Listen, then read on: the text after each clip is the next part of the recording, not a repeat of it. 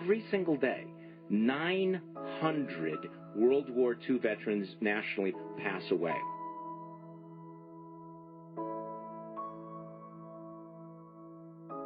These were guys that in our normal lives we don't pay any attention to. They're the guys that walk a little bit slower. They're invisible to most of us. Not only not in the spotlight, but probably very much, off to the side.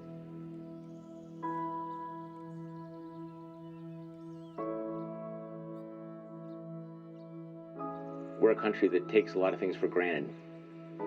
I think we take our way of life for granted. I think we take our freedom for granted.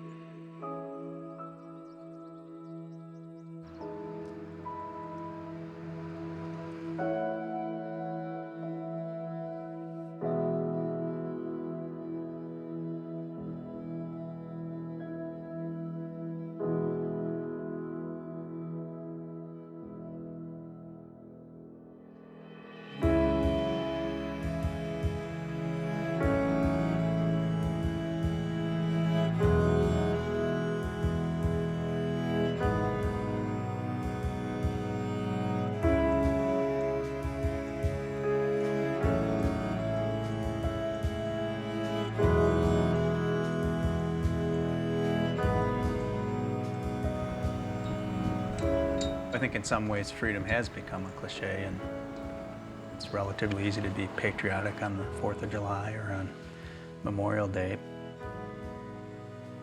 Freedom isn't a once-in-a-while thing, it's an absolutely everyday thing. When you start your day in simple gratitude for being in a free country and an understanding of what went into making us free, I think you can change the world.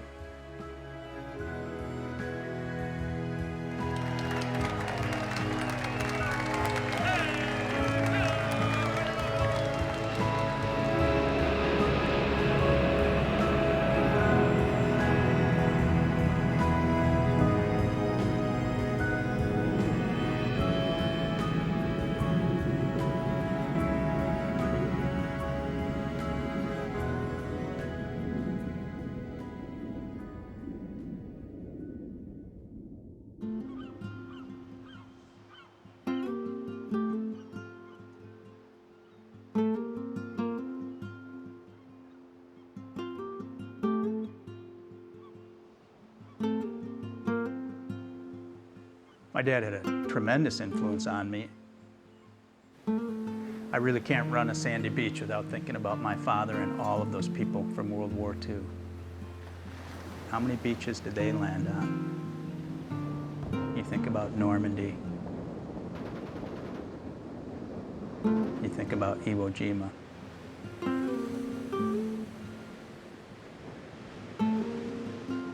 They've sacrificed so much for us. And here I am, running the beaches of Port Washington in absolute freedom.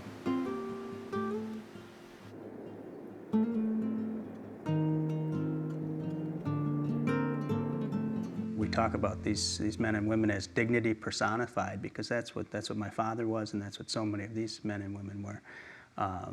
They did remarkable things for our country when we needed them, yet never talked about it. There's really no way to describe what this must be like, to be plucked from your everyday life and you're sent to the Atlantic or Pacific to go serve your country in a world that had gone mad, doing what you have to do, and then come home and essentially asked, okay, carry on. They came home with their duffel bags and put them in the back hall, hugged their mom and dad and went to work, and never talked about it again. My father was one of those guys, and I didn't know that till I was in my 40s. And so as my father slipped into Alzheimer's toward the end of his life, I kind of begged him. I said, we gotta have breakfast once a week. I gotta write this story down. We gotta capture this. So here's my father at 18 years old, thrust into the role of apprentice surgeon in the middle of nowhere, out on a tiny island called Manus Island. And many of the casualties in the Pacific came through there. My father, not to put too fine a point on it, had to saw off limbs and stitch people up and hold people when they were screaming, and it was horrible. This father that I had thought I knew, hearing his stories, became this epic.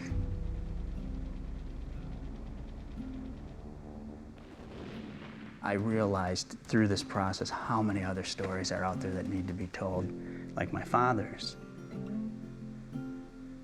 But then I saw a small little blurb on TV about this new program called Honor Flight.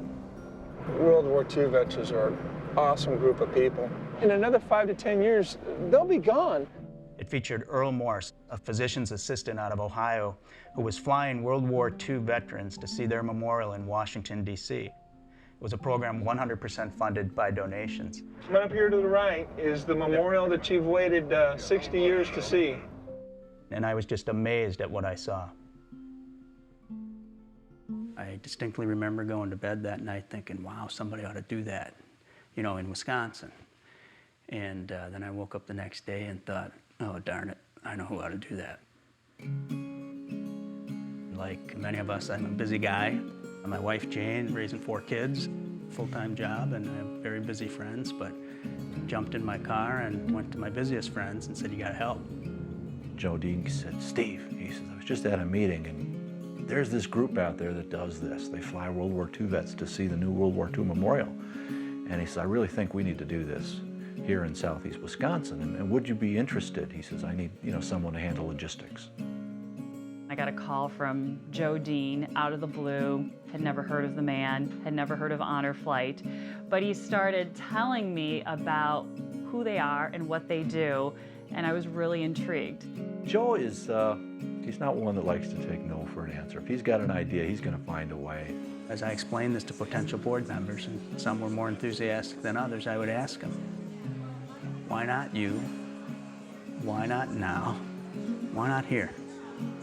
He asked the second time, I said, I got to do it. I signed up and said, sure, I thought I would go to a couple meetings and offer my 2 cents on how to get some public relations attention to the organization.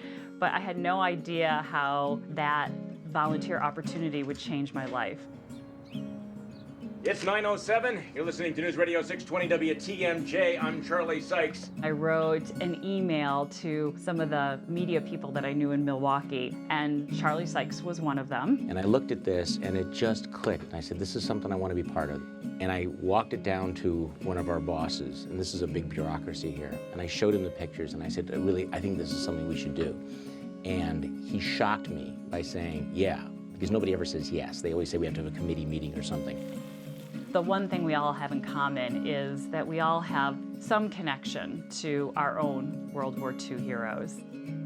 My dad was a veteran of World War II. My mother had been very involved in contributing money to the World War II Memorial. I came from a family that actually had participants on both sides of the war. In my case, my grandfather, who was a man completely defined by World War II. So many of us realize that we are a product of that World War II generation. To talk with them and to thank them for what we have today was just something I couldn't pass up. To fly them out free of charge for a one-day trip to Washington, D.C., a final thank you to our World War II veterans.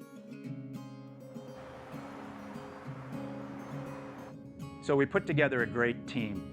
But then a friend of mine said, why don't you go talk to Joe Demler and Harvey Kurz? And that changed everything.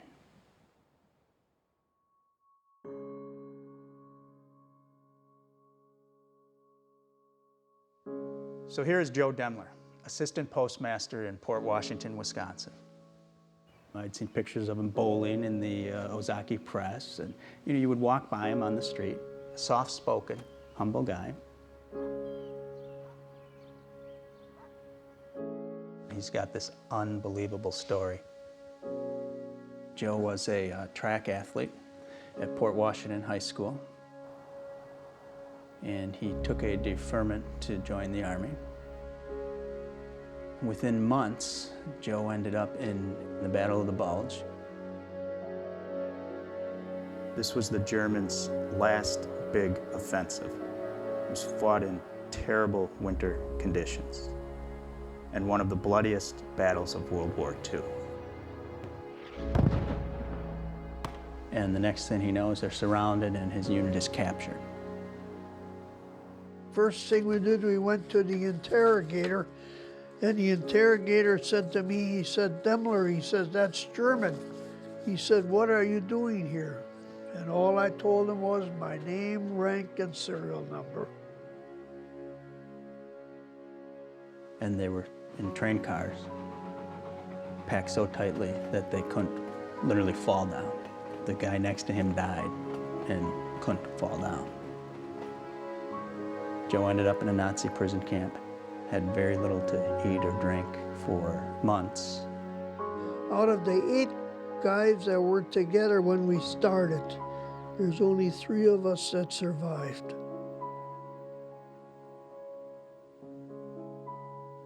I pray every day for those guys that didn't, you know, so.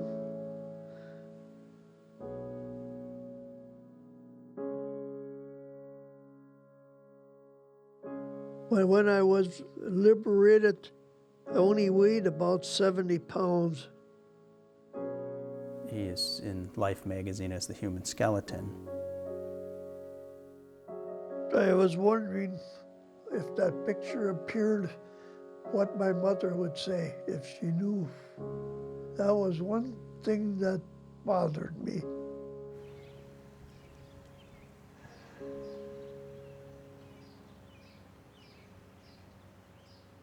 And I'm taken right back to my father, and I'm going, here we go again.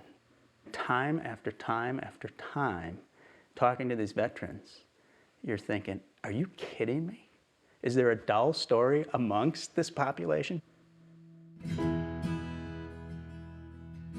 And kind of a bank shot from Joe's interview, we went over and talked to Harvey Kurz. Hey, okay, paper or plastic? Okay, thank you. 2 bags, all right, okay. To know Harvey is to love Harvey. You know, I forget things once in a while. You know, I have to think twice when I get up in the morning and remember my wife's name. But that's the way it goes. Okay, beautiful. Hey, all right. My story started December 7th, 1941. I was 16 years old at the time. Everyone was huddled around the radio. Pearl Harbor was bombed. Pearl Harbor was bombed. Flash, Washington. The White House announces Japanese attack on Pearl Harbor. Being in high school, you know, playing basketball, having lots of fun, talking to the young girls that were sitting next to you in class, you really didn't know if Pearl Harbor was in Egypt or Russia or where it was.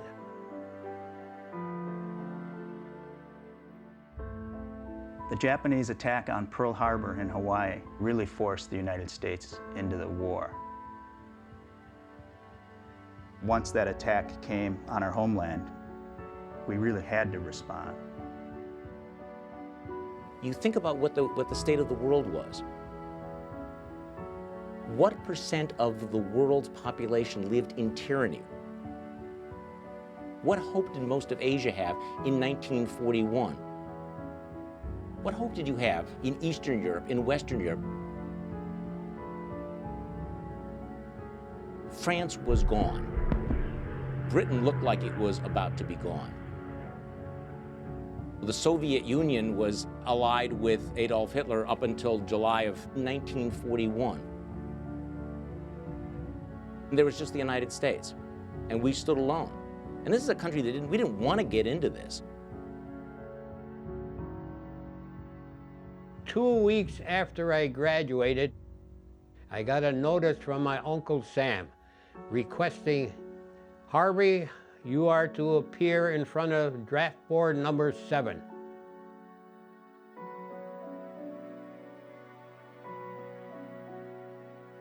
In many ways, the beginning of World War II is an underdog story. These were kids who were pulled off of their farms, pulled away from their families, and then thrust all over the world and asked to build what is arguably the best team that's ever been built in our history. We packed up and we had no idea where in the hell we were going. There must have been roughly 800 ships in our flotilla, and most of them were landing ships, and then of course we had the big battleships and the cruisers, the destroyers, and then when you were on the deck you could see flashes and hear thunder. From the big guns, they were shelling the island and of course bombing it from the air. And then we found out that we were going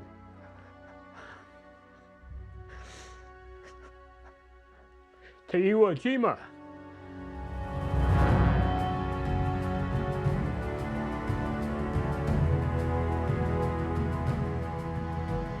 The battle at Iwo Jima was one of the most important battles of World War II because the U.S. desperately needed an airfield close to Japan. The Japanese were entrenched on that island, and they had zeroed in on every inch of that beach, and they were just waiting. On our ship, we had about 50 Marines. We were very close buddies, you know, talking, you know, and you got to know these guys pretty good. And then all the landing ships went in, and we landed on the shore. Then the jets opened up. They couldn't miss.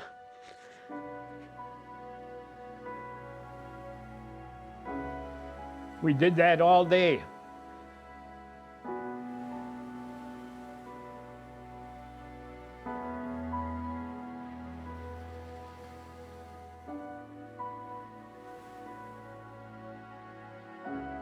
They'll be the first to tell you war is hell, and they know what that means. It's not a cliche to them. It is the abject failure of the human condition. And to mentally, spiritually, find a place for that.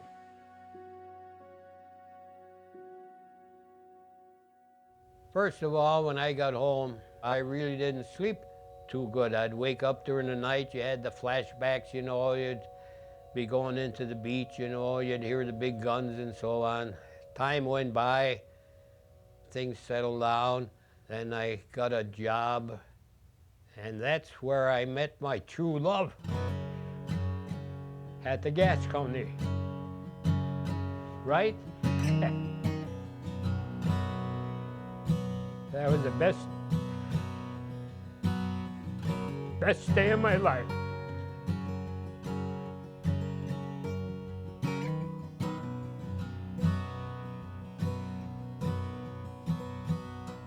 My girlfriend liked him.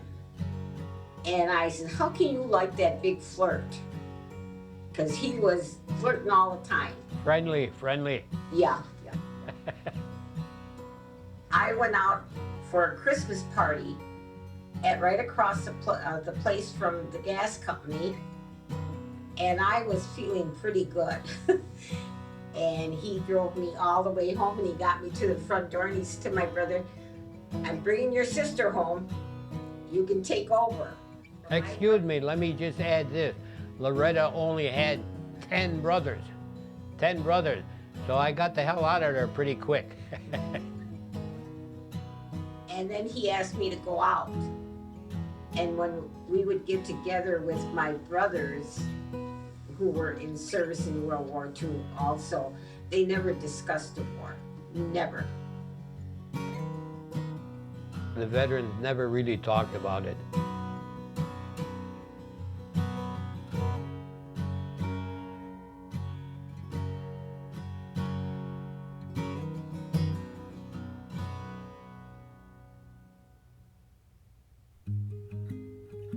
We started out by raising money, a few $100 at a time at bake sales and brat fries, things like that. We were having some success doing that, going company by company. And it dawns on me that, man, I gotta bring Harvey and Joe with me. And that was magic. How are you? Hey, terrific. You big goof, how you doing? These stories need to be told. Anybody want any candy? We don't have to eat, we'll get your talk. I love that. And the support was overwhelming. I had feelings like this. In Washington, they think, People get it. They understood these stories. Finally, a patrol plane spotted them and sent help. Oh my God. True story. Thank you for doing that. They listened to Harvey and Joe, and it became personal to them. Thank you, Joe. Great, great. Awesome. And that blossomed into the support of this community.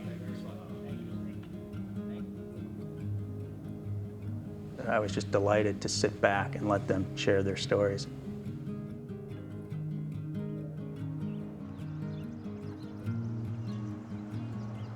So we booked a plane. So we had 3.5 months to not only form an organization, raise the funds, and put something together and fly. But his goal was, we're going to do this and we're going to fly. And the latest date we can fly this year is November. So, and that's what we did. We flew 70 veterans that November.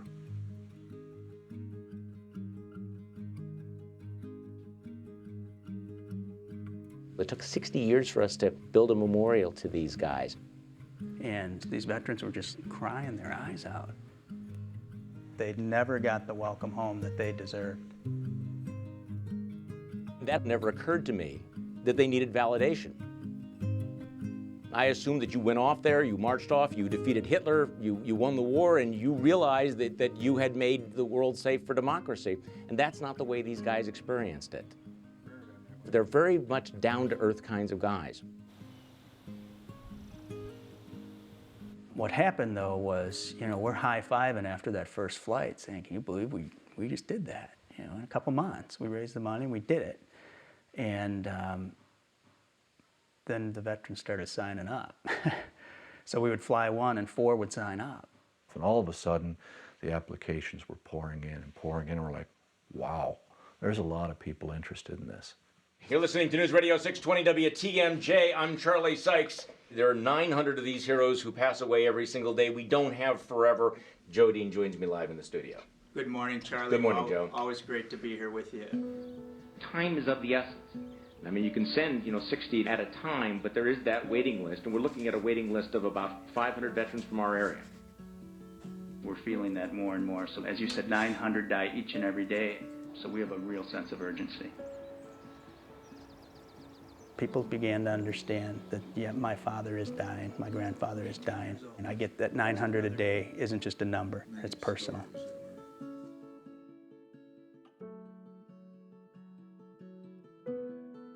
My dad actually heard about it on the news. Charlie Sykes is who reporting and talking about this big promotion that's going on. And he kind of hinted around a little bit to me, like, oh, I wonder how these people get picked for this. I wonder why they got picked. What is this all about? So finally I just said, would you like to do that? He goes, well, no, I don't think they'd pick me. These must be very special people that are going on this flight. So I printed off the application. We mailed them in and waited. And he was just so hopeful, that he was going to be okay for this flight. He has cancer, and he kept saying, I'm going to be strong enough to make it to the World War II Memorial. There were moments where we wondered if we had taken on more than we could possibly accomplish. 500 people on our wait list. We're a new organization. How can we accomplish this mission of flying every World War II veteran from Wisconsin that is interested in joining us? And then a couple of us, like all great ideas, flipped over a napkin and drew this little logo and said, what about Operation Resolve? Let's resolve to get this done. So I figured failure is not an option. We have to talk about this. We have to talk about it a lot. And we are all asking for your help to support the Stars and Stripes honor flight. Charlie Sykes was on the air drumming up business for us. It was a beautiful thing, but we did have this conundrum. Now what? And so that's when we landed on the idea of what if we did a 747, which is the biggest plane we could possibly get. We had a conference call with another group that's done it. Half the people on the call said, don't even think about it. Now, from a fundraising perspective, we're talking about a lot of money. We're talking serious money, Yeah. Charlie. Of course, their service to this country was priceless. So we are hoping to raise, when it's all said and done, with fuel costs, with the 12 buses that meet us on the other side, we're talking about $250,000 here. $250,000 blew me away.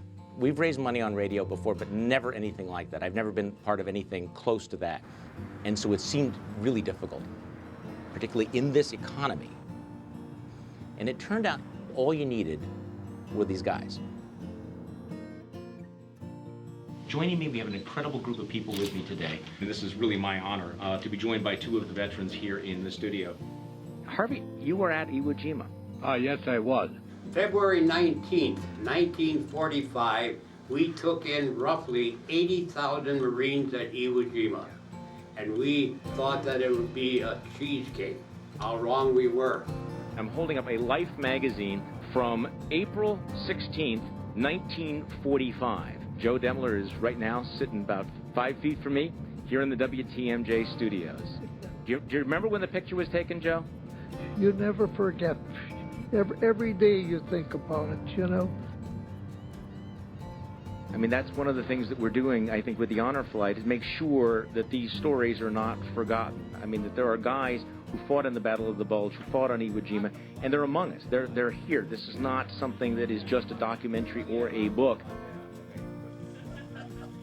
What I did not expect was the way the community responded. This thing touched a nerve. When we say the community came together and embraced this mission, we're not talking about just helping us raise money. We're talking about people. We have a wait list for volunteers, and the Guardians have been phenomenal. So a Guardian pays $500 for the privilege of accompanying a World War II veteran and spending the day in Washington, D.C. The Guardian is oftentimes a family member, but not necessarily. And what we say in Guardian training is that the honor flight experience, by and large, is defined by the Guardian. And it's really a big job. They're tasked to be vigilant for about 20 hours, from the moment they meet them till they hand them back to a loving family member, and just ensure that they're treated like royalty, and really that they're safe throughout the day. Name's Ryan Jazak. I'm involved in being a Guardian on honor flight. My name is Heidi Schmidt, and I, along with my husband, own this little restaurant. My name's Lisa. I teach in the 5th grade in Racine, Wisconsin. When I was working construction, I'd listen to Sykes every once in a while. I said, I really want to get involved with this. My grandpa was in Korea, and another grandpa was in World War II, and my brother's currently serving in Afghanistan. It's something that just clicked. I thought, my dad would love to see that. He's just my hero. My father served in World War II and unfortunately passed away. And I'm very proud of everything that he did, the values and the work ethic that he passed on to us. I called my brother in Maryland and I said, we have to do this.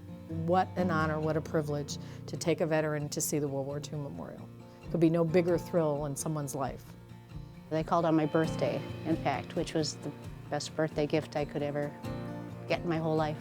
I just happened to put it on Facebook to show my excitement to some of my friends about how happy I was to be a Guardian. One friend posted on there, she said, well, I got 25 bucks coming your way.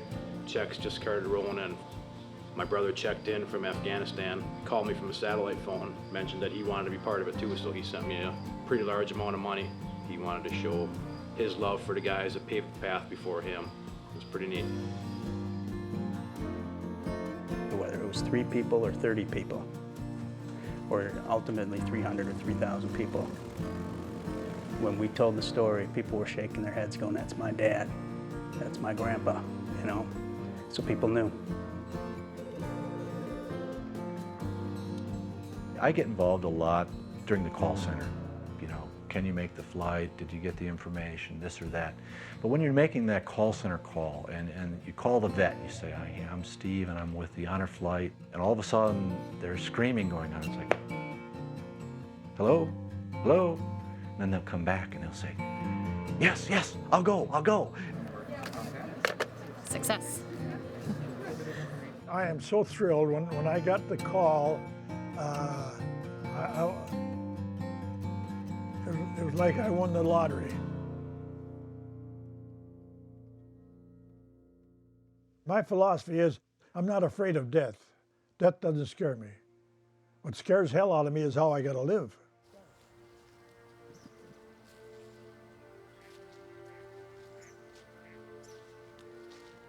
It was in February the 2nd, 1944, when we landed on Roy and Namur Islands. And that was in the Kwajalein Atoll.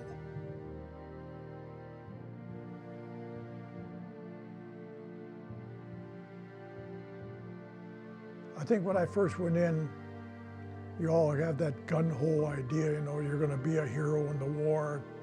And I got a real abrupt awakening. I was given a shovel, a pair of gloves, and said, you're on burial disposal unit. It really hits you when you see bodies, dead bodies, not only Americans, but also Japanese. You realize that you're not as big as you thought you were, that you're just another human being. We got bombed so bad, just about 50 or 60% of our personnel was lost. We gathered, a few of us, and one of the fellows happened to have a flag. And we took and we hung that flag. We went through hell that night, and that morning, the flag was still there and we were still there.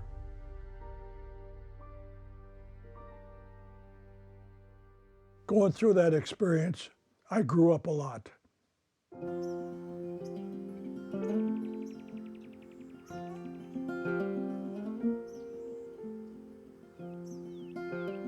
Coming back, we worked harder to get a job, to get an education, to have a family.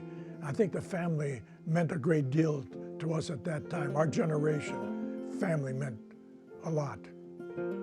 My wife and I were married 60 years. I used to make all my cards for my wife, whether it's Mother's Day cards, Valentine's cards. So I used to write words of love to her. English has always been very hard for me, and yet these words come to me and I write them down. Two young hearts clinging to each other, filled with dreams. Two young hearts with no fear, just having each other for comfort. Two young hearts, now older, but still in love. The two young hearts are still together and paddling the ship of marriage with the Spirit of God at their side. I wrote a lot of poems when she was sick. She couldn't eat, then she couldn't write, then she couldn't swallow. It struck me that here was my companion, my partner in life, and I wasn't going to have her forever. I never asked God for her life. I asked God that God might give me the ability and the health to be there for her. And that's what I was there for her. And I was with her to the end. I was holding her hands when she died. And the nurse came to check her out. She asked me how long she'd been in bed, and I said 7 years. And she didn't believe it because her skin was so well taken care of. And I was real proud of that.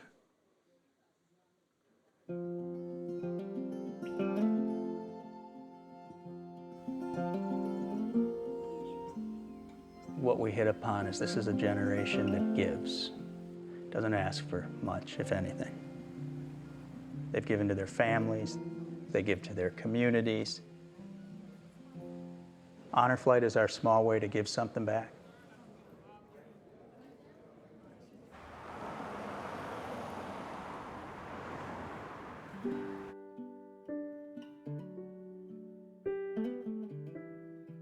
Some of the most heart-wrenching times, though, is when you make that call and you find out that the veteran has passed away. Your heart just goes, oh, man. We try and get as many of these guys to Washington that we can as soon as we can because time is running. You know, Orville Lemke, for example. He got the call, and he wasn't doing very well at that time. He had been in and out of the hospital. He was starting chemotherapy and radiation treatments. My mom talked to the doctors and my dad talked to the doctors, and they did everything they could. They held off chemo treatments so he wouldn't be sick. It was just a truly amazing feeling when we got that call. It's your turn, Dad. I don't think any of us could fully appreciate the depth of relationships that we would establish with these veterans. An honor flight quickly moved from something we wanted to do as a team to something we needed to do as a community. When we announced that we were going to try to get as many World War II veterans as possible to visit their memorial in Washington, D.C., and there was a real sense of urgency about that because the clock was running. In fact, this community came together in one of the most extraordinary things that I have ever been part of, that a lot of people just came together, came through. Whether it was church groups or civics groups or veterans groups, kids groups, schools, raised enough money that we were able to send not one 747, but two 747s, and on Saturday, a third 747. 3 747s. We could not believe it. It's unbelievable. This is a great community. I knew when people heard the story, they would have the same reaction that all of us do. How can I help? And now it was time to fly. I'm looking forward. I'm very anxious. In fact, I got all my medication scheduled. I got my clothes laid out, so I'm ready to go. Oh, I've been ready for a long time.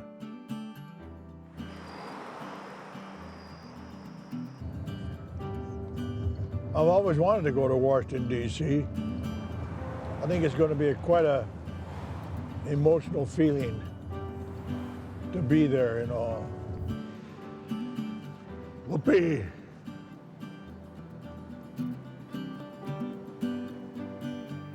The phenomenal thing about an honor flight organization is it is a team effort. You know, it's no one individual. It's no one group of people. It's a very large family. This is where I start to well up already. I see all these people. We end up with hundreds of members on that team, particularly on flight day when we get to the actual flight.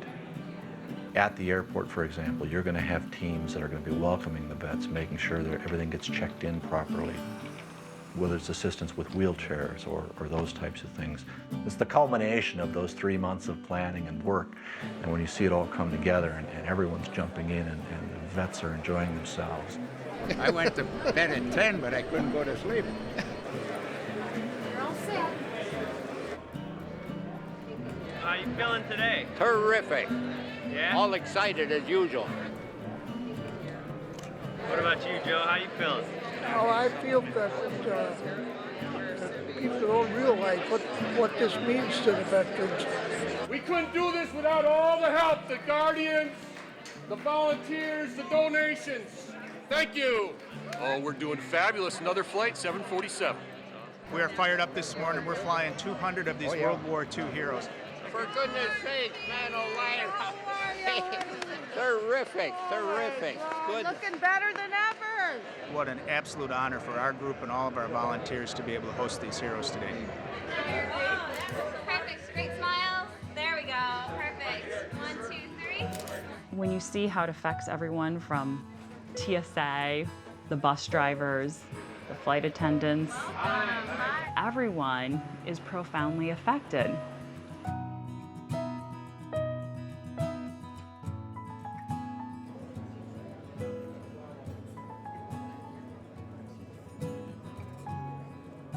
The Stars and Stripes Honor Flight morning looks a lot like this community. From the baker and the candlestick maker, and you know, it's like a fairy tale.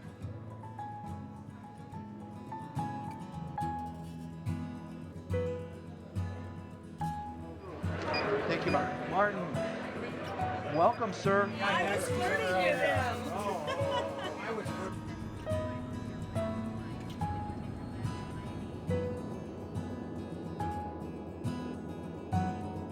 I like to say that there's a little pixie dust that is sprinkled on that plane as it leaves Milwaukee and flies to Washington. Something definitely magical happens during that day.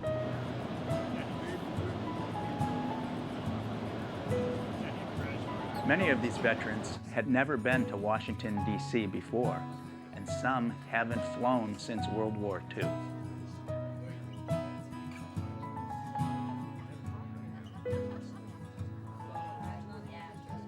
Everybody seems happy, getting along, meeting new friends, finding old friends. A lot of camaraderie.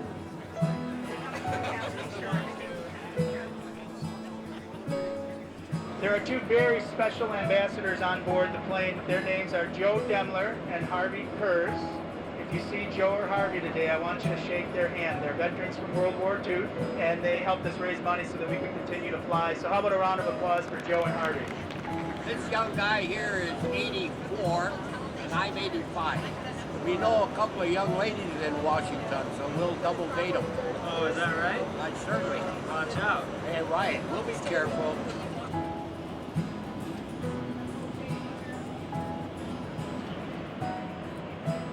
Let us spoil you. This is your day. We're going to have a great time in Washington, D.C. Veterans, from the bottom of my free heart, on behalf of our board of directors and volunteers, thank you so much. Let's go have a great day.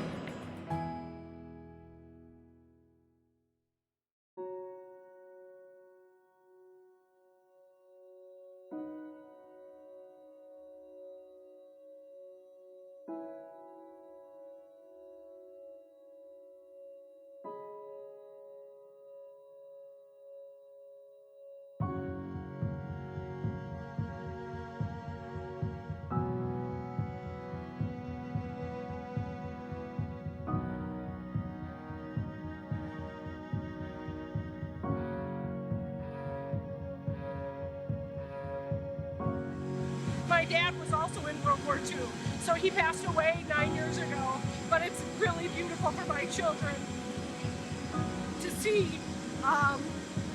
the history and the men that fought for our country.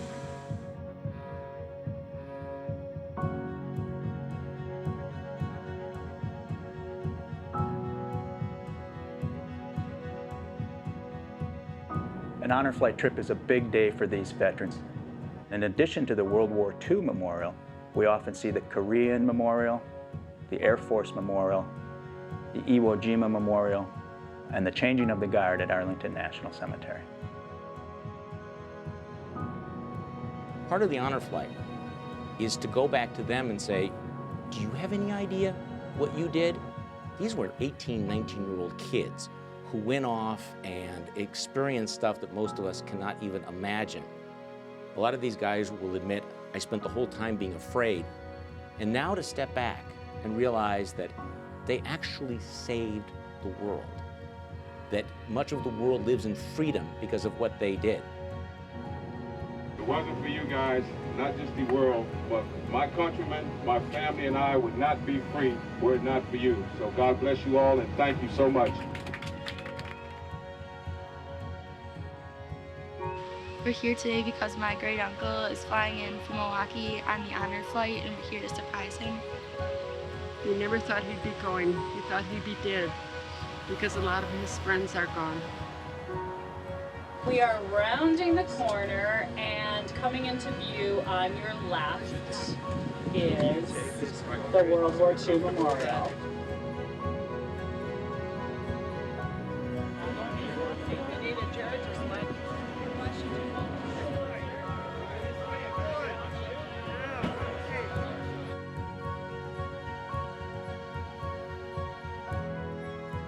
Yeah, well, I'm Bob Dole, and my wife Elizabeth. We come out here a lot. We got to let everybody know the sacrifices made by that generation. And even though there are only 2 million of us left out of 16, they'll have children and grandchildren who'll come here for years.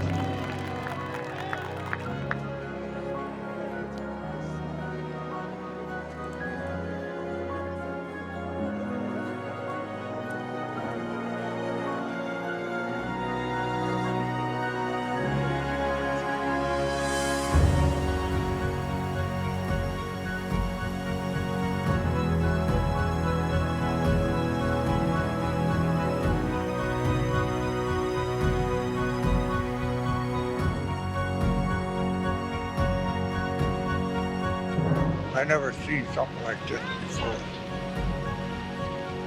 It's beautiful. It's amazing. It brought tears to my eyes. Me, an old man, 90 years old almost.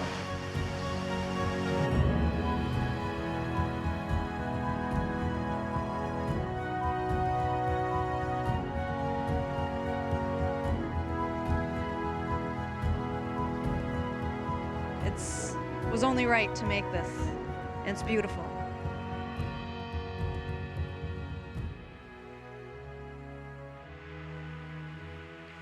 What do I feel? I feel very small.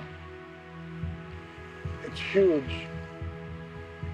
It's beautiful. It was built to last a long time.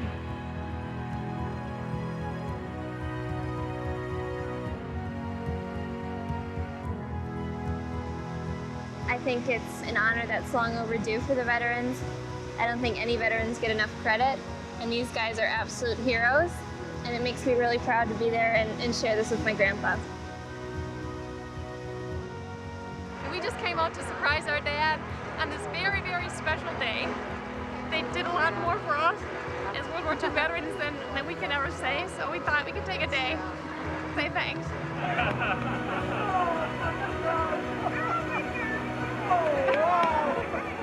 I can't tell you what it means to me. I don't know which is more important, the monument or my family. It's spectacular. I was very lucky being a POW in Germany. I'm very fortunate that I made it. Live every day to the fullest. Yeah, you never know. We read about all of this in history books, but until somebody sits there and talks to you, it becomes a reality. And it's just so powerful to know that there's just human beings that did this for us and came back and continued to make this country be what it is today. Hey, it's always good to meet an Army nurse. Oh, well, thank you. Even though you were in the Navy. Yeah, I was in the Navy.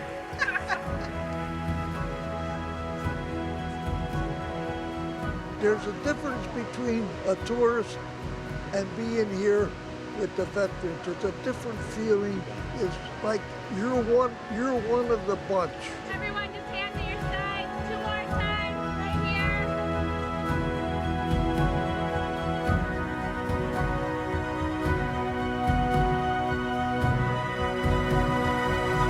here. Listen, just 1 minute. I wanted to say, we're standing here today in the shadow of the Lincoln Memorial. And carved in granite on that wall, the words of our 16th president reach through time. He said that the world will little note nor long remember what any of us say here, but it can never forget what you, our veterans, have done for this republic. And that's the promise of Honor Flight 2. That as you face this final chapter of your extraordinary lives, we will never, ever forget. And your legacy will continue.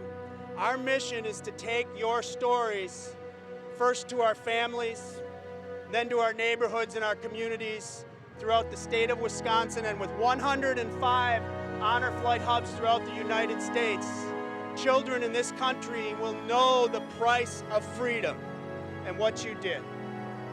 Thank you for your service. God bless you. God bless the United States of America. Have a great day here at your memorial. Thank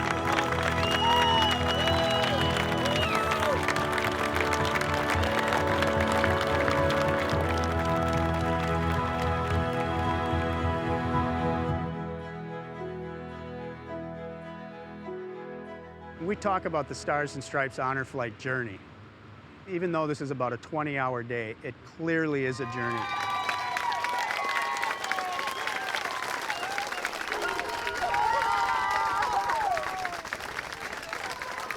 My heart's full.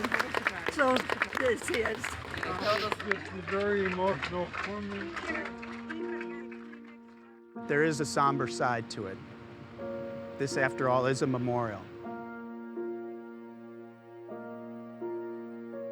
When they see that wall of stars that honors their brothers and sisters that didn't make it home, they're not looking at 80-year-olds or 90-year-olds.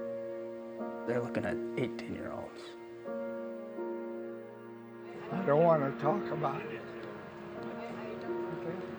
In fact, I didn't want to come here today, but my wife says, go see it. And you realize that some of these stories are very, very difficult to share. One of the armored divisions attached to the 20th Corps, my unit, discovered a German concentration camp. It was called Ohrdruf. The next day, General Eisenhower and General Patton went to see it, and they were so overcome by what they had seen that Eisenhower sent out an order that all troops in that vicinity were directed to go and view this horrible scene. And so the next day, I went there.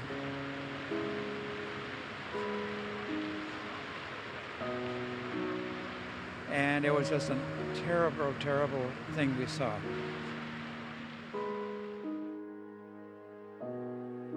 One thing that still sticks in my mind is that the stench of burning flesh is ingrained in my brain.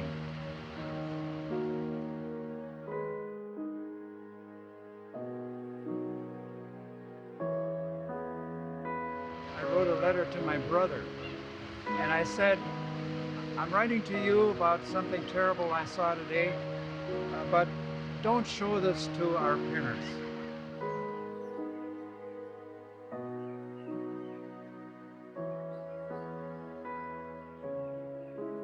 At 19, I was in Belgium. I fought for 15 months. And I was one of the lucky ones that came out without a scratch.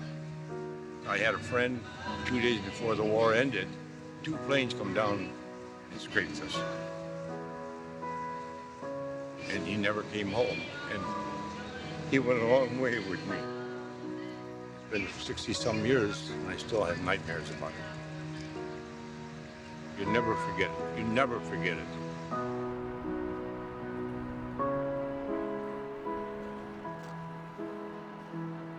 I was a platoon sergeant over there, 9th Armored Infantry, and I went through France and ended up on the German border and in the Battle of the Bulge, and that's where I got hit. And on Christmas Day, and I saw a lot of guys die.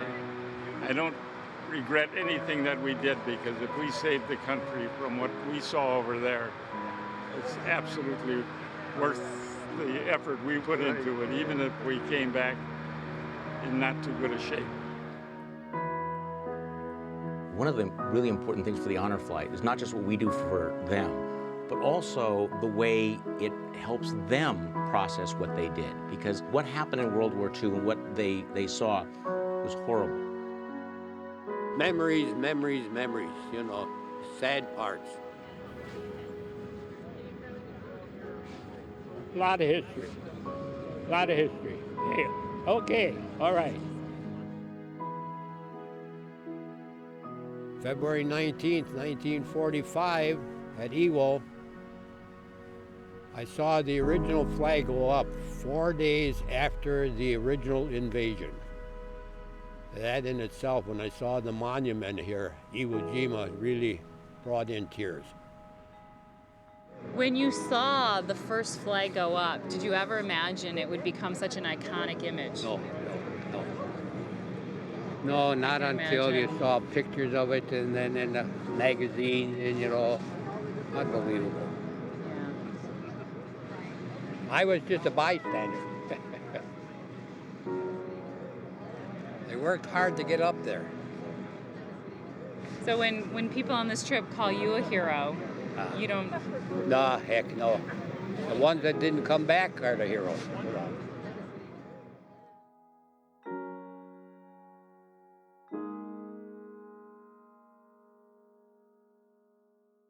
I'm just amazed as we go throughout the day. Lots of highs, some sad times, some tears, but by and large, this is a very, very therapeutic thing for them. Now that you're here, how do you feel? Well, I feel a hell of a lot better. I'm glad I came. This is one of the finest trips I ever had.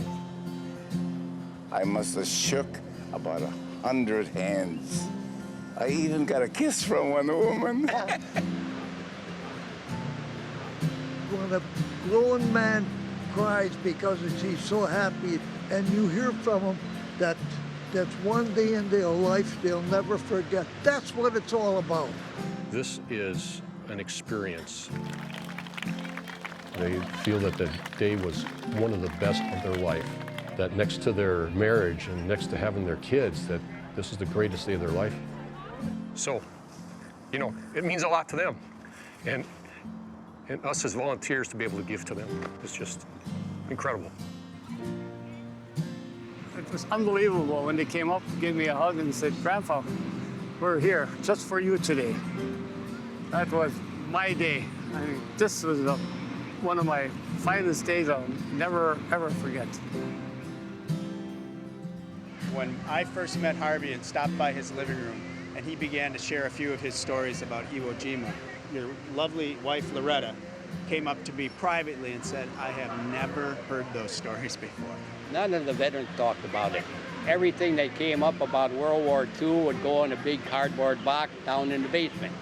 Hey, and if you guys are married, when was the last time you looked at your wedding pictures? They're in the basement.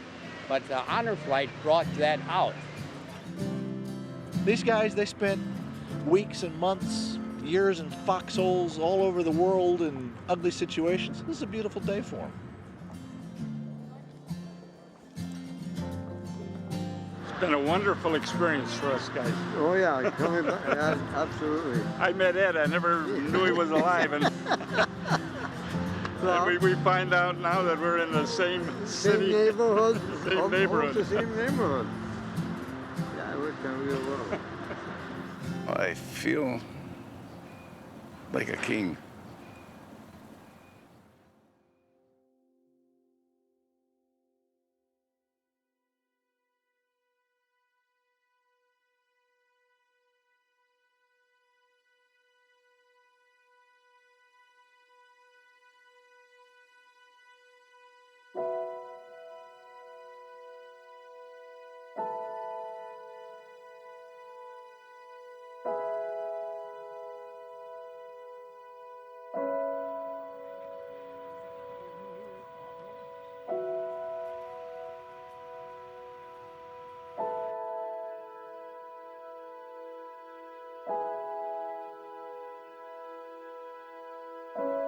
Are you grateful to be here today? Oh, yes, I am.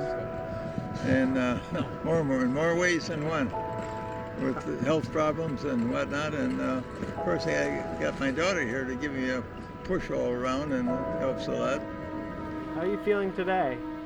I'm getting tired. You know, that's why I'm all wrapped up here. And my daughter took care of me, make sure I get all wrapped up, and so make sure I'm taking all my meds that I'm supposed to be taking. Can you talk about your daughter a little bit? Oh boy, she's one of, just a wonderful person. Real proud of her. With his health problems, I mean, he talked about it a little bit. He didn't really say he has cancer that's spreading throughout his body. And it's been pretty tough for our family. I'm very glad he has this opportunity today. And it was extremely tough because on the way in here, he was talking about cemetery plots for him. So, not something we want to ever think about. He's an amazing man that raised 9 kids with just such pride and such respect for people. He's the smartest man I know. My husband and I have little arguments about that because my husband wants to be the smartest man I know. I said, nope, my dad's got that spot. You can't have it. I just look at the volunteers today and I can't even believe the work they do for this. It just amazes me how wonderful it is to do this and see these people enjoying the memorial every single flight. So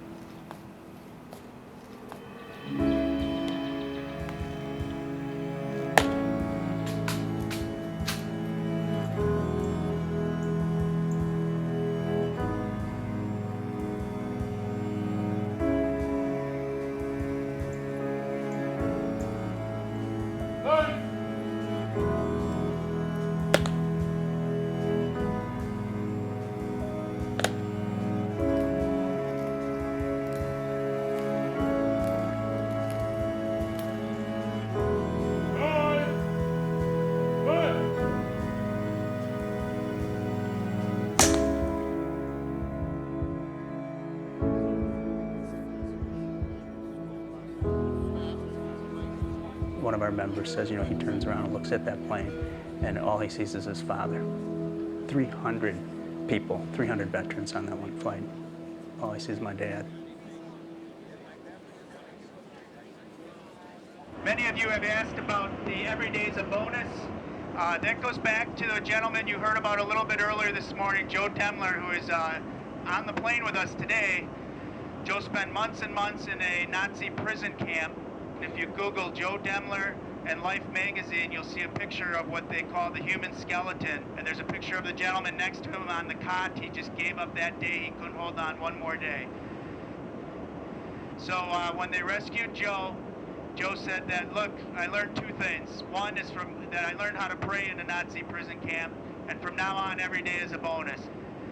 Who is Joe? This is Joe. I've been getting teased for this all night long. Hey! But I'm going to give it to you because it's my flashing flag. And I am so honored to meet you. Well, thank you. Thank you. Oh, thank you. Thank you for having us. Oh. Thank you. You should have seen us when we were young. You're good looking now. I can't imagine. Well, thank you.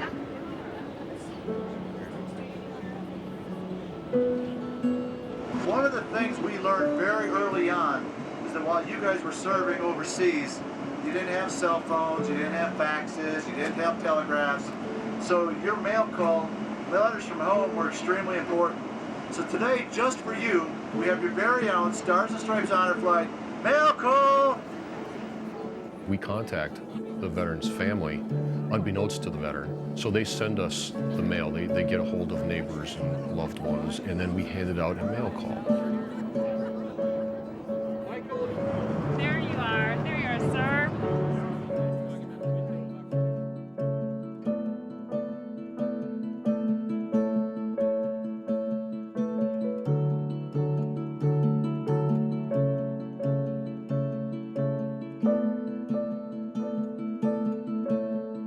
We appreciate what you did for us. If it wouldn't be for men like you, we wouldn't be a free country.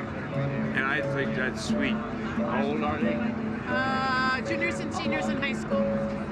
Beautiful, just beautiful. It makes me feel good all over. For my grandchildren, my great-grandchildren, and for my daughters and sons. I'm a proud man who was raised by a good man.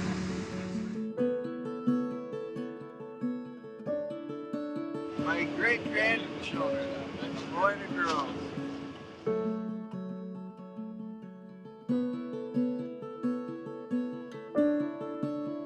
I had a veteran, and he said, I didn't know my family. I didn't know my family still loved me until I got that package of mail.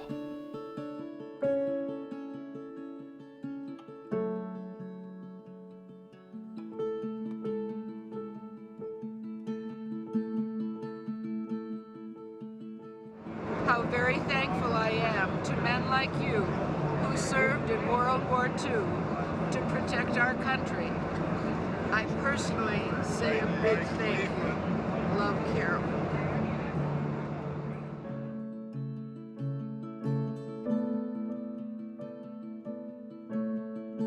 I got 4 boys and 4 girls. Got letters from them all.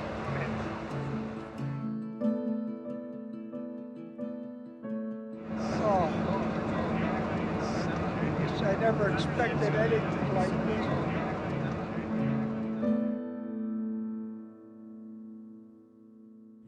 How was the mail call for you? Oh. We couldn't finish the letters. There were too many of them. What a surprise. So by the time we land back in Milwaukee, a lot of these guys are very tired. They're in their 80s and their 90s. They know that there's going to be a homecoming. They have no idea what it's going to be.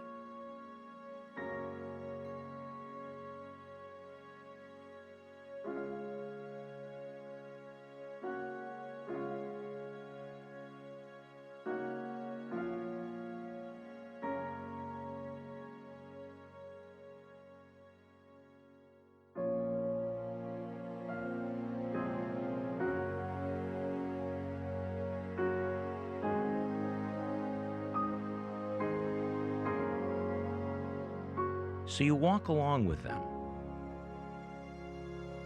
In the distance, you begin to hear this sort of rumble. It's not distinct at first. Something is out there, but you can't hear it from the corridor.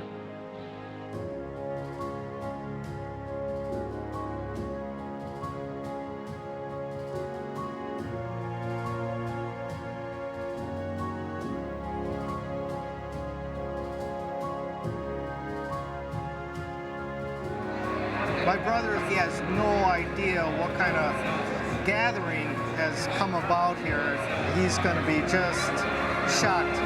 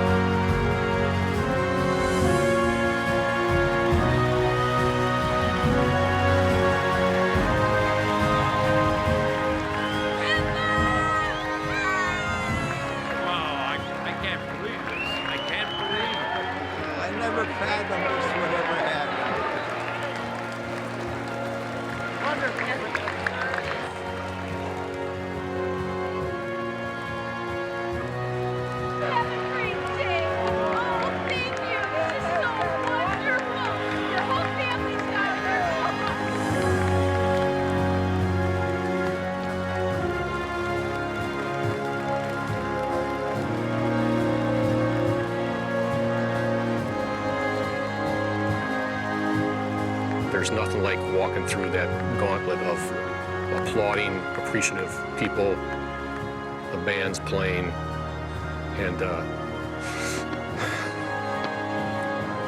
tears flow.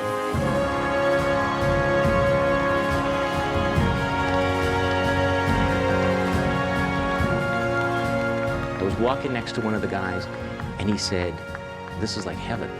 And I said, "What do you mean?" He says, "It's like seeing all the people you loved and you cared about. It's like having your whole life before you and realizing that what you did mattered, that it was actually worth it. To see my grandkids and my kids, that is a powerful moment."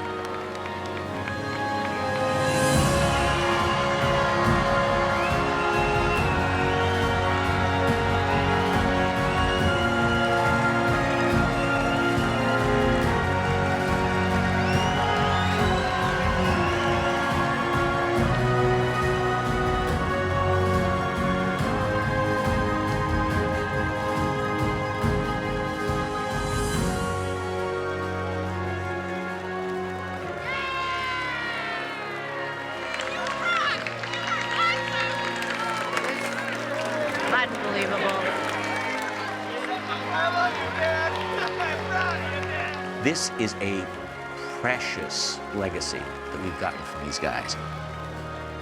We cannot squander it. We can't waste it. You guys were good dads. You were good moms. You sacrificed for us. You took care of us. And we never told you we had a chance. And this is the vehicle where we get to say thank you. You mattered. We remember you. Thank you. You deserve this.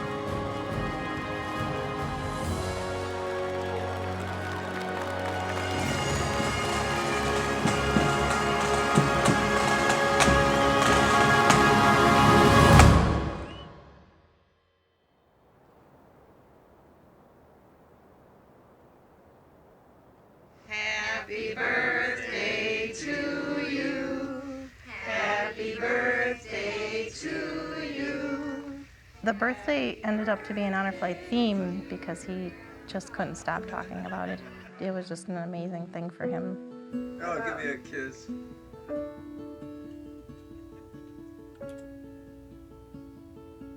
Make a wish. When we had given him all those cards, he thought it was his mail call again. He was just thrilled that so many people were thinking about him. It says, "For Dad, from your daughter with love." When you have such a big family, it is very hard to get everyone together at one time. And it's not something we are able to do very often. Honor Flight brought us all together, and taking care of them brought us all together. It says handle with care. He's always joking around, and that's how he is. Oh, now I got 2 broken legs. The Honor Flight really allowed my father to open up to a lot of the feelings that he has, you know, I think for the love of his family. A lot of emotion came out of the Honor Flight with the letters that people wrote to him, and he, you know, talked to people. He opened up, being very open about, I love you, and again, the love that he has for my mom.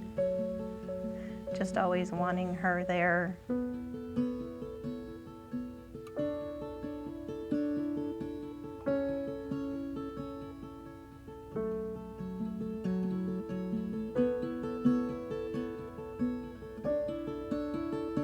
Hey Orville, how does it feel to have your whole family here like this? Are we going into another tear-jerking? You're getting close to it, I'm telling you. Oh, you did it.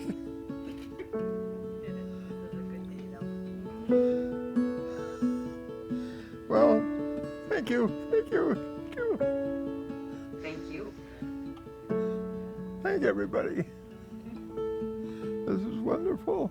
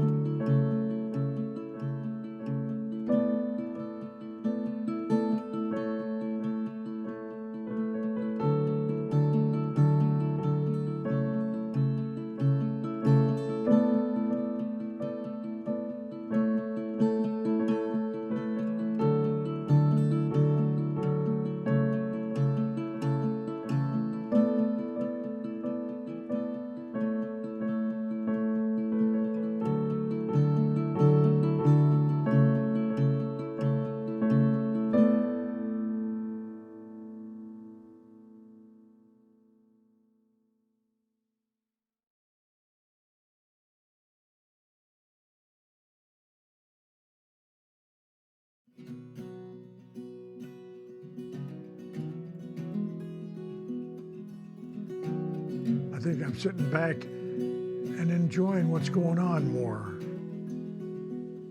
Maybe in your younger life and when you're working and you're going to school, raising a family, how much time do you really spend to enjoy the things that you have? Don't feel that you have to go into the service to go through what we went through to appreciate life. You may have something that somebody else hasn't. Appreciate that ability that God has given you and take advantage of it. Use it. I don't think any individual can be involved with an organization like Honor Flight and not be forever changed. And my appreciation for those freedoms that I recognized before has become even more profound. I have what I have today because of them.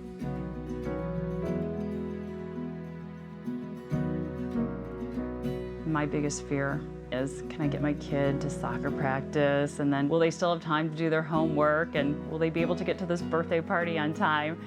And when I think about what the mothers of the World War II era were going through, it kind of puts my life in a completely new prism.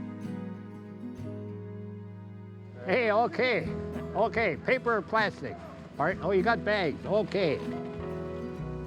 And so many people come in there and they talk to me because of the Honor Flight, seeing the pictures on TV and in the paper, this and that. They get hugs and kisses, and every once in a while a squeeze, you know. But anyway, it's amazing how these things have really developed.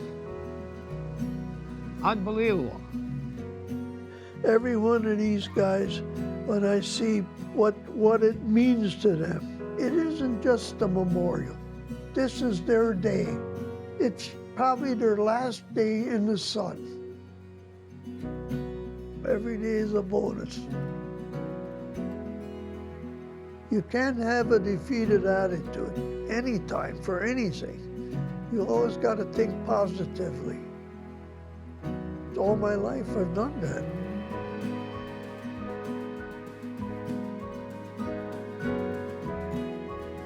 You know, Harvey's got Alzheimer's. I think the honor flight has done more for him than the medication.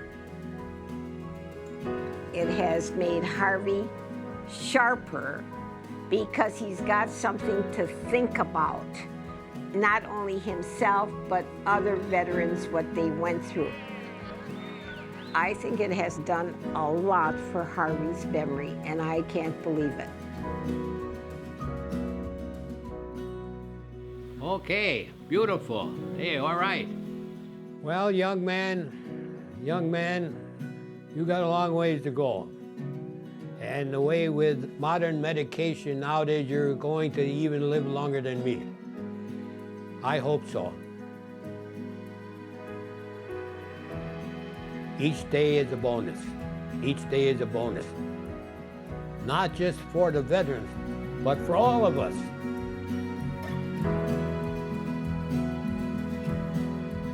What's been gifted to us is unbelievable. We dare not live trivial lives. How can you not wake up every day knowing that history and thinking, this is special, and I better do something with it?